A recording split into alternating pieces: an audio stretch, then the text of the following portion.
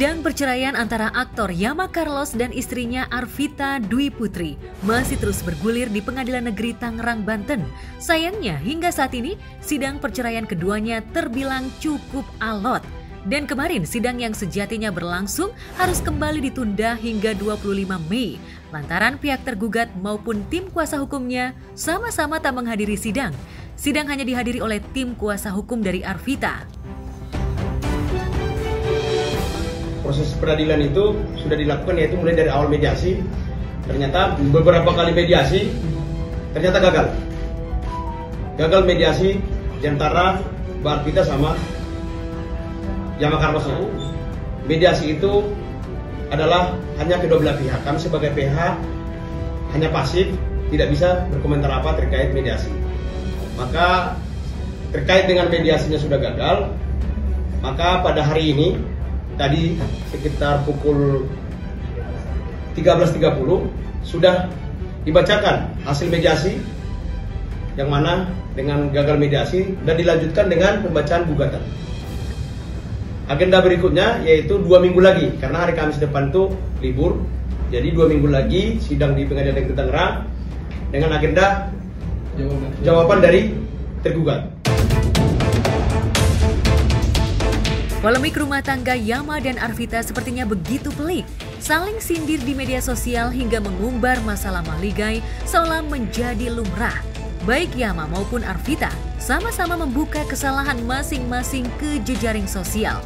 Bahkan tak hanya soal anak, Yama juga menuding jika Arvita selama ini memiliki pria idaman lain. Yama dan kuasa hukumnya melaporkan Arvita ke pihak berwajib terkait perselingkuhannya dengan pria lain. Sedangkan Arvita tetap pada soal hutang Yama kepadanya, serta mengenai status rumah yang mereka tempati bersama selama menikah yang kabarnya bakal ditarik oleh pihak developer lantaran masih menunggak. Arvita mengklaim jika rumah itu merupakan hasil jerih payahnya dan sesegera mungkin meminta Yama untuk tanda tangan dan angkat kaki agar rumah itu bisa sesegera mungkin diberikan kepada putra sematawayangnya.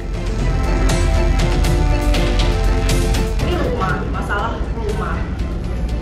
Mohon maaf, untuk rumah itu semua full biaya dari saya. Down payment, cicilan, setetek bengeknya gitu ya.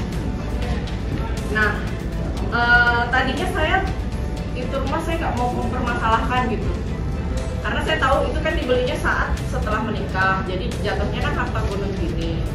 Tadinya tuh saya udah kayak ikhlasin lah, terserah itu masalah rumah, biarin aja. Tapi makin kesini karena ngelihat perlakuannya Yama Carlos yang boleh kan saya bilang beliau sudah zolim ke saya gitu ya. Sekarang gini, ya masalah gaya hidup. Saya ini bekerja selama menikah sama Yama Carlos. Perlu nggak ya? Tahu aja kalau dia nggak punya duit nggak apa-apa.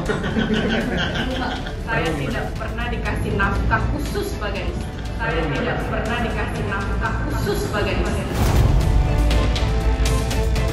Jadi, kayak make up, skincare, pakaian, jajan, jalan-jalan itu semua alhamdulillah dapat rezeki.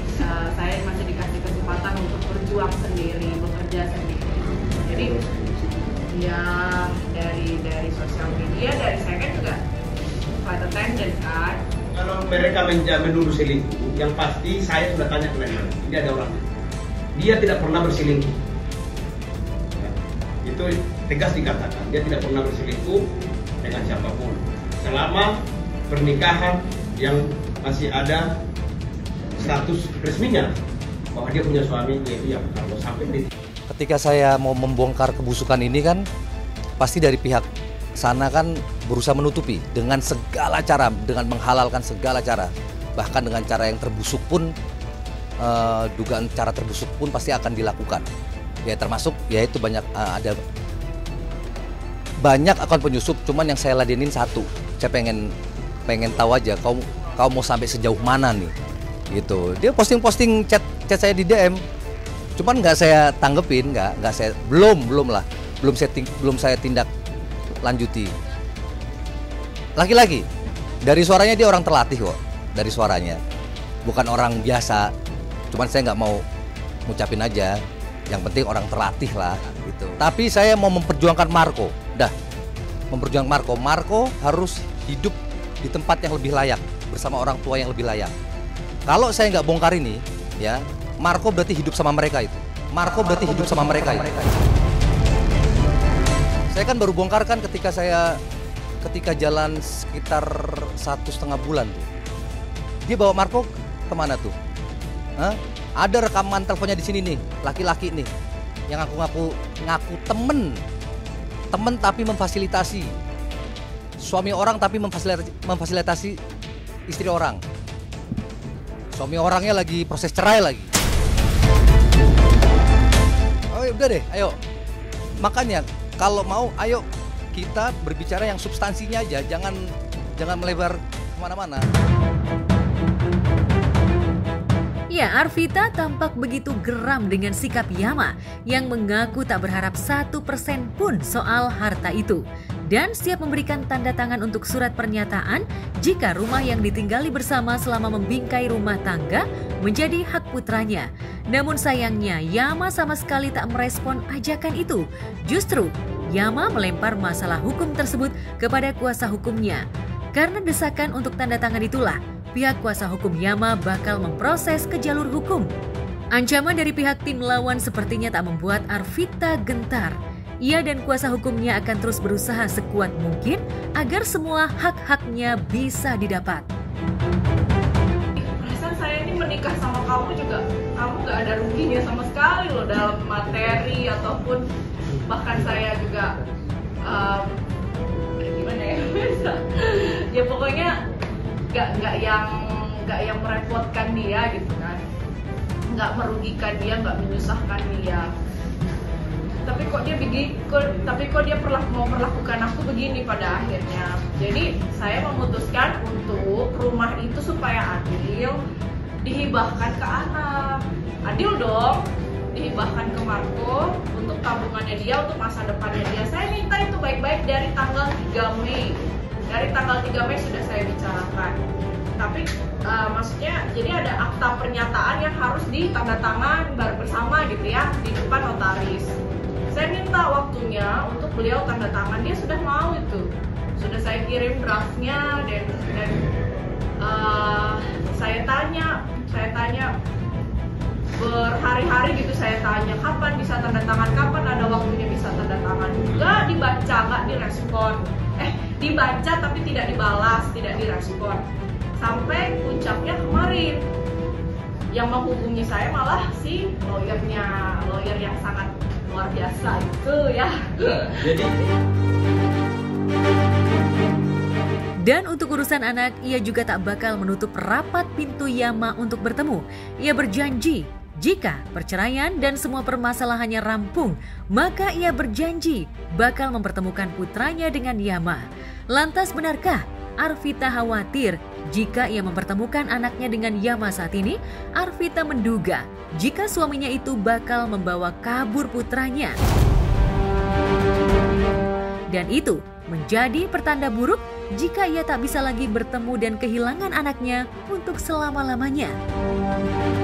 Ya ini ketakutan saya aja ya.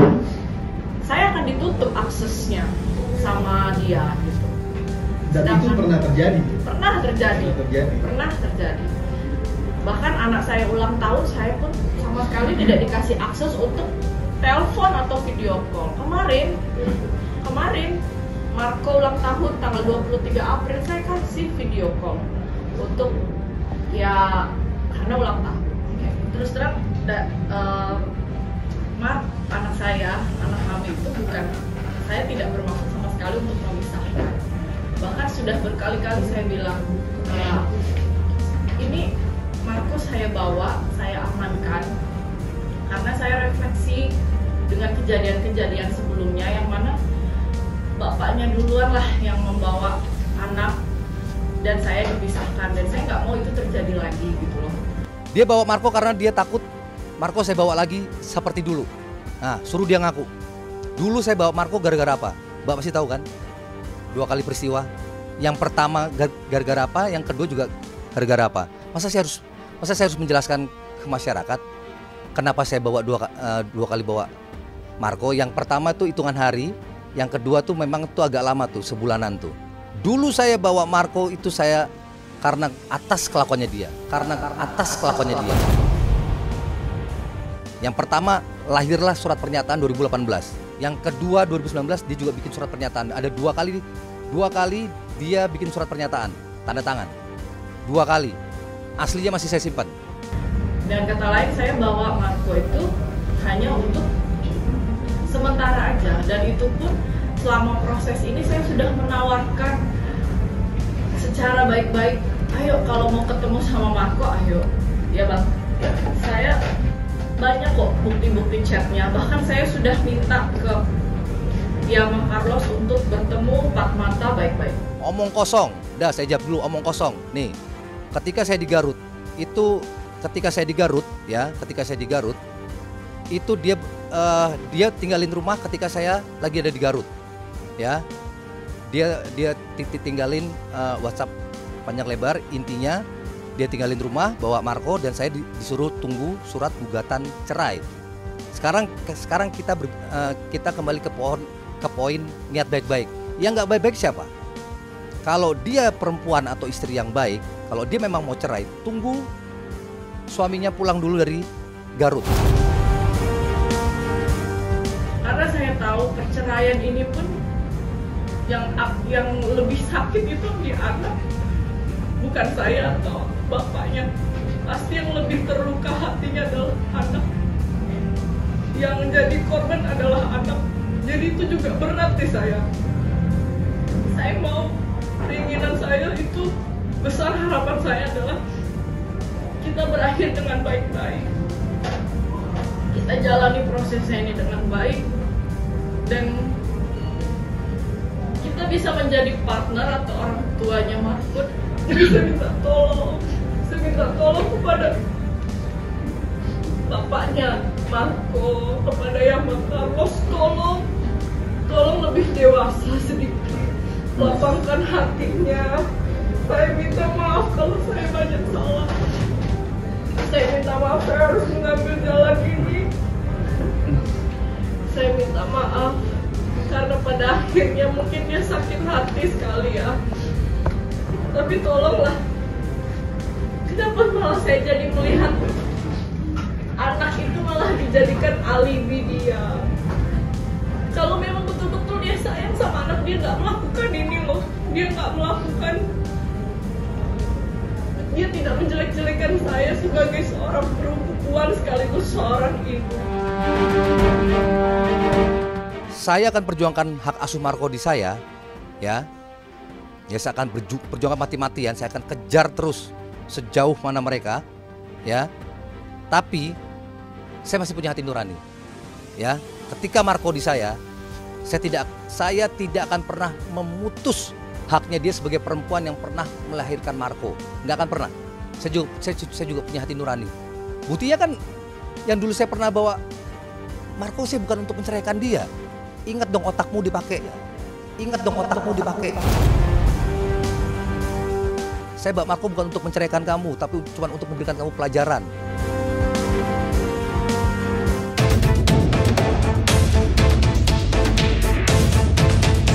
Tak hanya Yama dan Arvita, perceraian antara Ari Wibowo dan Inge Anugrah juga diwarnai dengan kabar yang tak baik. Beredar kabar jika Ari dianggap sebagai suami yang pelit dan perhitungan. Semasa belasan tahun berumah tangga dengan Ari, Inge tak pernah diberi uang. Ari hanya memberi kartu kredit untuk belanja dengan limit 10 juta rupiah. Namun ketika kabar itu viral dan ramai menjadi perbincangan warganet, Inge ketika ditemui di Pengadilan Negeri Jakarta Selatan beberapa waktu lalu justru membantahnya. Lantas benarkah sikap Inge itu untuk menjaga marwah Ari di hadapan publik dan tidak dicap sebagai suami yang pelit? Kan sama sekali saya nggak menjatuhkan siapa-siapa di sini, makanya saya juga membantu mengklarifikasi kemarin. Saya bilang bahwa Ari bukan papa yang pelit, iya, jadi memang dia mencukupi segala kebutuhan keluarga gitu. Itu boleh cek sama Mas Arinya dong, bukan sama saya. Pernyataan Inge dengan kuasa hukumnya justru berbanding terbalik. Petrus Balapationa yang merupakan kuasa hukum Inge sempat mengatakan jika Inge sama sekali tak pernah mendapatkan uang bulanan dari sang aktor selama 17 tahun membingkai mahligai rumah tangga. Alhasil Inge pun tak memiliki tabungan selama menikah dengan Ari. Oh ternyata kalau orang married yang kebanyakan nih teman-teman baru pada cerita juga selaku kasus kayak gini, biasanya tuh istrinya dikasih uang bulanan istilahnya. Di saat itu sebenarnya awalnya sih karena aku sendiri nggak bisa membiayai diri untuk bayar pengacara sebenarnya. Ya. Jadi kalau seandainya aku punya tabungan, mungkin aku bisa membayar lawyer sendiri. Semua diatur Pak Ari.